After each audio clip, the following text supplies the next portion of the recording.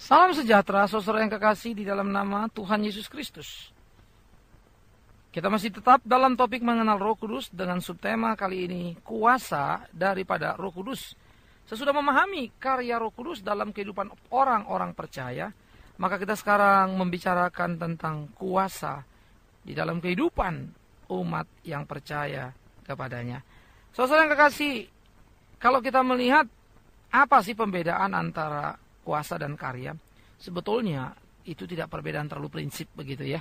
Hanya kalau kita bilang kuasa, ya dia juga berkuasa untuk mencipta, bisa saja. Sehingga dalam hal ini kita menyebut kuasa adalah kuasa sesudah kejatuhan manusia ke dalam dosa, bagaimana kemudian dia melakukan. Jadi antara kuasa dan karya sebetulnya tidak ada perbedaan yang terlalu prinsip di sana, ya. Tetapi kita hanya ingin memperkaya seluruh kepada wawasan kita, sehingga kita mempunyai pemahaman yang utuh saja, sedalam-dalamnya, selebar-lebarnya begitu. Nah, di dalam bagian ini saudara yang kekasih akan kita bicarakan adalah bagaimana Roh Kudus berkuasa atas hidup manusia. Yang pertama yaitu sesudah manusia jatuh di dalam dosa, manusia tidak berdaya pada dirinya sendiri. Manusia tidak mampu menolong dirinya. Manusia tidak bisa mengerjakan apa yang menjadi kehendak Allah atas hidupnya. Manusia gagal.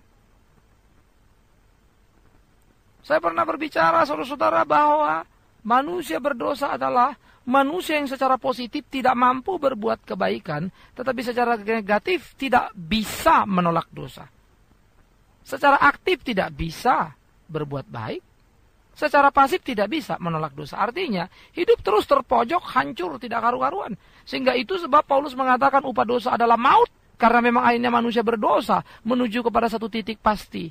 Hancur. Binasa. Tetapi bersyukurlah kita, karena kuasa Roh Kudus menginsapkan manusia akan dosa. Dikatakan dalam Yohanes pasal yang ke-16 ayat yang ke-8. Yohanes 16 ayat 8. Dan kalau ia datang, ia akan menginsapkan dunia akan dosa, kebenaran, dan penghakiman. 9. Akan dosa karena mereka tetap tidak percaya kepadaku. 10.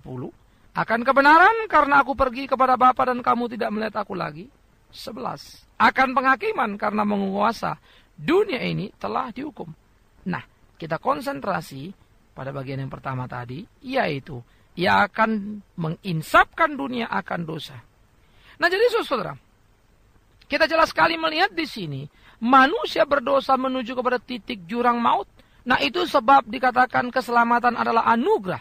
Karena kesadaran akan dosa itu bukan hasil kematangan daripada mentalitas seorang anak manusia. Kesadaran akan dosa bukanlah merupakan sebuah pengalaman orang beragama.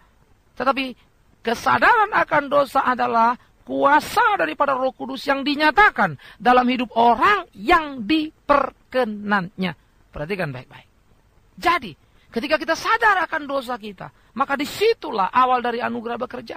Ketika kita sadar akan dosa kita, maka taulah kita, Roh Kudus ada di sana, menyertai kita, memampukan kita untuk menyadari dosa-dosa kita. Ini bukan kematangan keimananmu. Ini bukan kehebatanmu atau pengalaman beragamamu. Tidak. Roh Kudus menyatakan kuasanya, menolong memampukan kita menyadari dosa. Tanpa dia kita tidak akan pernah insaf akan dosa-dosa kita. Tanpa dia kita akan terus melawan Allah. Tanpa dia kita akan berjalan menuju kepada kebinasaan. Tetapi oleh kuasanya, kita disadarkan akan dosa. Luar biasa, saudara. Puji Tuhan.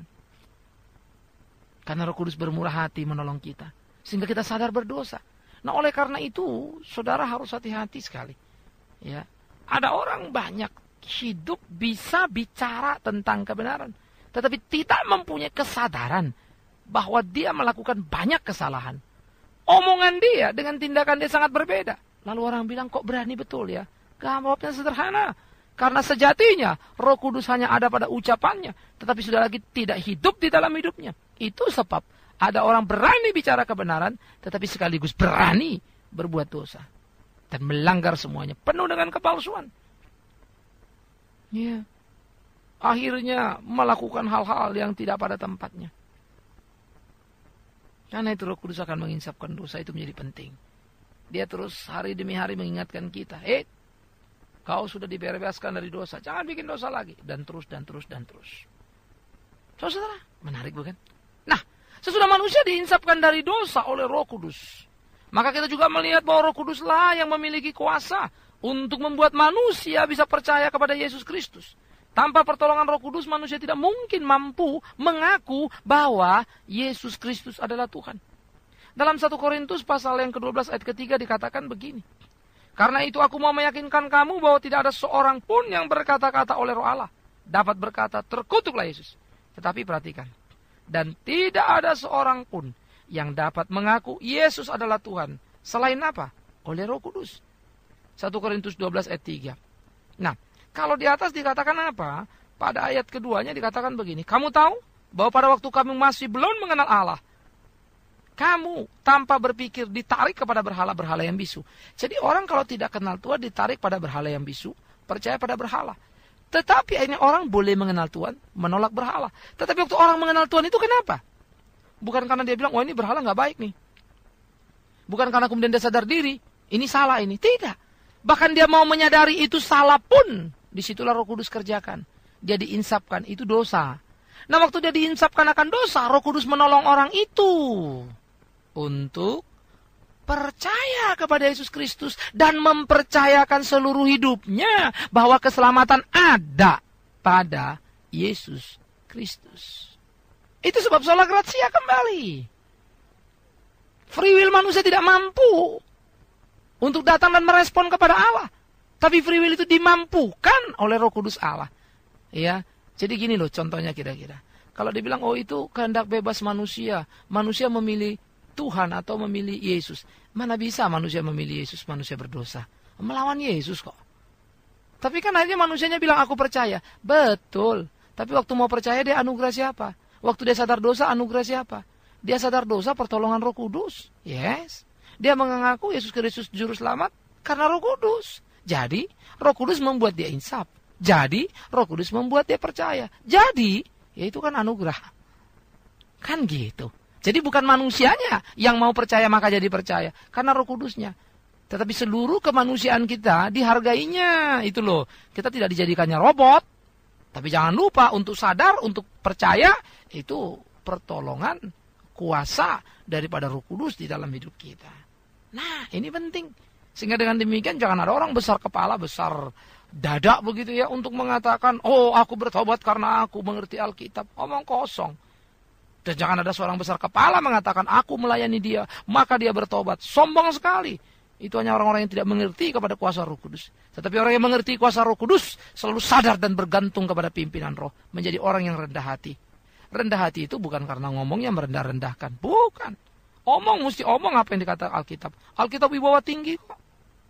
Tetapi waktu kita ngomong dengan apa mengenai Alkitab, punya wibawa tinggi. Alkitabnya yang wibawa tinggi, bukan kitanya. Nah itu jangan sampai kelari-kelarian begitu ya. Jangan sampai meleset. Saya suka mengatakan, hamba Tuhan, pendeta, mengkhotbahkan kebenaran. Tetapi hamba Tuhan pendeta tidak identik dengan kebenaran. Ingat kalimat itu baik-baik. Kalau ada hamba Tuhan menepuk dada dan berkata saya kebenaran, dia manusia paling berdosa. Ingatkan dia. Kalau ada hamba Tuhan mengatakan saya tidak mungkin salah, ingatkan dia. Dia sudah mungkin mengangkat dirinya menjadi Tuhan kali. Perlu diingatkan baik-baik. Dalam kelemahan kekurangan kita lah, maka kita membutuhkan Roh Kudus. Supaya menuntun membimbing kita. Karena itu tidak habis dimengerti kalau orang merasa mampu berjalan sendiri dan hebat sendiri. Nah itu kita penting hati-hati. Ya. Nah oleh karena itulah Roh Kudus yang menuntun membimbing kehidupan orang-orang percaya. Manusia diinsapkan akan dosa.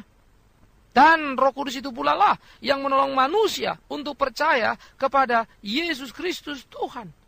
Dan Roh Kudus yang sama itulah yang sudah membuat kita percaya, membuat kita beriman terus dalam perjalanan hidup, melewati kesulitan, kepahitan, tetap mau percaya sama Yesus. Kenapa? Itu namanya kuasa Roh Kudus. Ya. Jadi jangan bawa-bawa dulu ke karunia. Karunia nanti satu waktu kita ketemu lagi, tapi saya bicara di sini dulu begitu ya. Itu adalah upah kalau kita setia. Boleh ada, boleh tidak. Tapi kalau buah roh harus ada. Nggak boleh tidak gitu saudara. Tapi awas lagi. Kuasa Roh Kudus itu sudah menginsapkan kita akan dosa, menolong kita percaya pada Kristus, membuat iman kita bertumbuh dari hari ke hari. Itu yang penting. Kalau iman bertumbuh dari hari ke hari, muncullah buah roh. Gitu loh. Ya, jadi jangan dibolak-balik. Buah roh ndak punya, cinta kasih ndak ada. Petantang-petenteng lah kita tentang karunia. Kan jadi aneh. Karena yang muncul akhirnya menghakimi orang lain. Menganggap orang lain kelas 2, kelas 5, cuma dia kelas atas. Ini gawat ini. Ya. Itu sebab tubuh Kristus menjadi sangat rentan dan mudah terpecah-pecah. Karena orang terperangkap kepada kebanggaan, kepongahan diri. Menyebut Roh Kudus tapi Roh Kudus tidak ada sama-sama di dalam hidupnya. Karena itu kita berhati-hati. Siapapun kita. Termasuk saya. Saya perlu hati-hati. Perlu baik-baik jalan. Ya, saya bersyukur bisa mengkhotbahkan kebenaran, tetapi sekali lagi saya bukan kebenaran.